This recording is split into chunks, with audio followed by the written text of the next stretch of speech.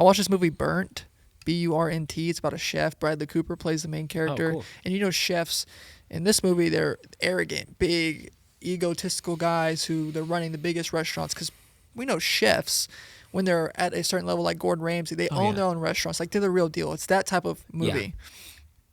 Well, this guy, he ends up being on the top, then goes on drugs and has this life crash, right? 3 years later, he comes and he has this conversation with the guy, and he's trying to get back in the restaurant business to get his third star. If you've seen the movie, you know what I'm saying. This guy said something that kind of shook me. I'm like, dang. He said, Bradley Cooper, whatever the guy's name, Bradley Cooper, do you not realize that you are obsessed by the way you feel 24/7? Wow. And I said, and I was watching the movie, I was like, oh gosh, because like that's how I'll be the culprit. Like I was at for one point in my life. It's a tendency of mine. Yeah. How am I feeling? We time our caffeines. If I have this caffeine at this time of day, then I'll be good for this. Or when you're drinking alcohol back in the day before I was saved, like I got to get to the perfect little peak of drunkenness, but not too drunk, but bad drunk. You know, like we're just, that's just real talk, real examples, plus many more that we can time. But we're obsessed by the way we feel, and another part of it is flow state. You know, have you heard of flow state? Yeah. Flow state, LeBron talks about flow state, and he says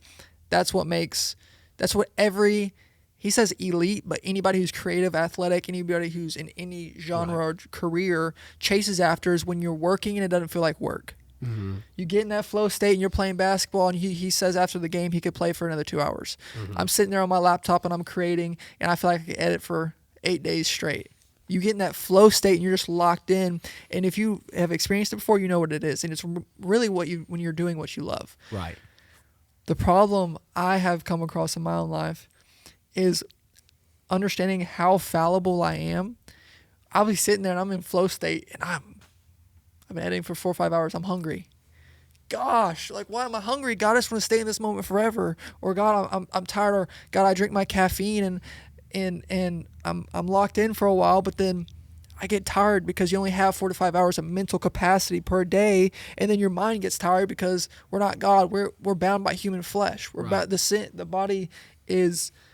Our bodies are limited because of the sin present in our lives today, and all this like flow state and timing your caffeine and just emotionally obsessed by the way we feel 24/7. And that was back to what I was saying about we love God and me. Yeah. And I don't know. It was just a thought I had. That was a real rough thought, abstract thought. I think you hit it. You are obsessed with how you feel 24/7. And that's a horrible place to live. I mean, ultimately, again, it is you worshiping your feelings. It's you worshiping your own existence. And at that point, your Bible time, your time with the Lord is subject to however you feel. Like, do I feel like doing it? Do I not? And that's why most of the time, if the only thing the enemy has to do is jack with some chemical reactions in your brain to get you to not be faithful to the Lord, you're an easy target. Some people will be like, what's wrong with me? You haven't eaten all day. Right. Why am I depressed?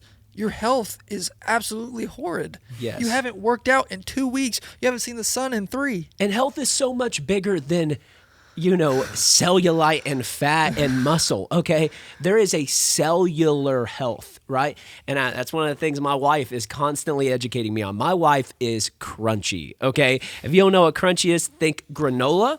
And then you went past granola. It's the inner circle of granola. Yeah, it's the inner circle. She is in the inner circle. And slowly but surely, she is beckoning me, wooing me, seducing me into that inner circle, okay? She is leading me there quickly, right? Would you elaborate on what crunchy is? Yes, crunchy is basically just like you're all about everything's organic. I mean, we have an organic mattress, right? It's not just organic food. It's like organic stuff. Like anything that because your skin is your largest organ, right? So you want the things that go on your skin to be organic and not have a ton of toxins and stuff. Don't laugh, okay? I'll have to punch you on behalf of my wife. I'm joking. But I think health has so much more to do than just your physical appearance, right? It's more than biceps. It's more than pecs. It's more than glutes. It is on a cellular level. Are you actually taking care of your temple? Are you supporting yourself? Funny to say, my cholesterol is slightly elevated. Really? Because I eat so much French fries. And French fries are fried and probably the worst thing possible on your planet to eat. But let me say this one thing. Talking about what you're saying about quality of life. Yeah. Time with God. One thing a person told me that was really impactful is she doesn't get on her phone for the first hour of the day because she doesn't want to start her day in a rush. And that's something that I do a lot. You get on your phone and you start answering emails. You start working. But starting her first hour just with God on a walk in the peace of her mind, giving her time to wake up and just have rest, peace of mind, scheduling peace of mind, and then also things like working out, having relationships with other people. Mm-hmm. So many people I know are working very hard. They're very successful at business, but they aren't in relation. They don't have friends. Yeah.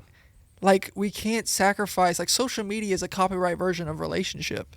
That's, you know what I'm saying? Like, you got to get out there and meet people, have real experiences in real life, and that is sucking the life out of you. Even me, like, I'll be in my editing cave for a while, and I'll be like, I don't feel good. I need to go hang out with people. Like, I need to get out of my cave and go see people, because all of these things add up to a healthy lifestyle: working out, peace of mind, getting in the Word, right.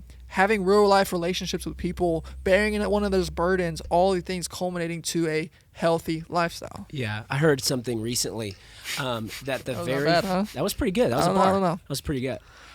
I heard something recently that the very first thing you see when you wake up in the morning, and the very last thing you see when you go to bed at night, whatever those, like that first 15 minutes of your day, the last 15 minutes of your day, let's call it that. I don't remember the exact amount of time. But that dramatically impacts where your brain goes throughout the day. Even, obviously, you can intentionally send your brain a certain place, but so much your brain just goes places, right? Your brain's just going wherever it goes. The first 15 minutes of your day and the last 15 minutes of your day. And here's the sad thing. For most people, the first 15 minutes of their day is full of news. They're turning on the news, they're checking their phone, they're getting on their feed, or they're just literally watching the news. And most people, the last 15 minutes of their day is either borderline pornographic images on Netflix or straight up pornography on their phone. It's true. And we wonder why we're in a constant state of panic. We wonder why we feel so dark. It's because you are filling yourself with things that only come from a dark place. You think God is really behind you knowing every little catastrophic detail of what is going on in the world? I mean, that honestly, I'm a big proponent of, I do not think human beings are supposed to know about every catastrophe and crisis that goes on in the world.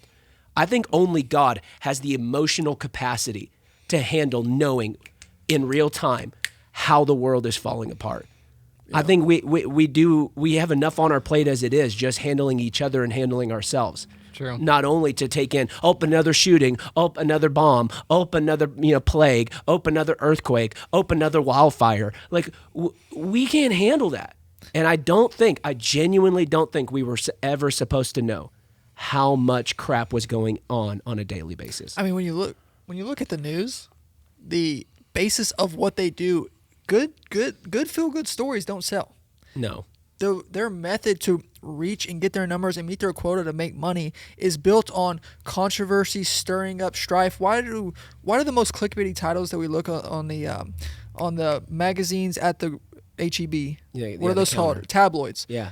They're all the most controversial and clickbaity to stir an emotion to make you focus on what they're trying to say. Mm-hmm. And they pretty much, I would even go as far as to say, is they use fear as a method to get their ratings, because they're just projecting. You don't see them projecting this good Samaritan save this cat off the tree like Superman in one of the movies for this old lady. No, you don't see that. And what I've realized is that when you start your day anxious, like watching news and stuff like that, it is very hard to then unwind that anxiety. Yeah, especially when it happens at 8:30 in the morning. Yeah. Your day is therefore going to be anxious, and you can, I spend time in prayer and I spend time unwinding that, now. But for a lot of people, they're starting their day with the news, and they're wondering why they're anxious till 5 p.m., 5:30, and they're having trouble, going to work and having civil conversations with people. Yep. Or they're getting in fights with their coworkers about politics, because you're sowing that seed in your heart every single morning. Yep. The enemy is always going to try to get you to do the opposite of whatever it is you're supposed to do, right? He will only ever try to get you to do the opposite. It's not even, I want you to do a good thing, but slightly off. His ultimate goal is to get you to the complete opposite, right? The antithesis of whatever it is God wants you to do. I'll just briefly go into this. We're not going to turn this into a dating or relationship deal, but I'll briefly go into this because I am a married man and I think I can speak to this. When you are dating, all the enemy wants you to do is take your clothes off. When you're dating, that's all the enemy is telling you. Take your clothes off, take your clothes off, take your clothes off, take your clothes off. When you're married, it changes. The enemy starts going, keep your clothes on, keep your clothes on, keep your clothes on, keep your clothes on. It's always, his voice instantly shifts to whatever the opposite of what God would have you do. In marriage, sex is beautiful. In marriage, that sort of physical connection and intimacy is vital. It's not just encouraged. It is a necessity, all right? A marriage cannot survive without that. That is one of the pillars. It's not the only thing, but it's one of the big ones, right? But that's why the enemy does that. When you're dating, it's always take your clothes off, take your clothes off. And the second you get married, it's keep your clothes on, keep your clothes on. Don't touch each other, don't kiss. Always stirring up stuff to get you out of the mood. Always stirring up stuff to try to get you apart from one another. It's because the enemy only wants you to do the opposite of whatever it is the Lord is asking of you that will lead to the life he's called you to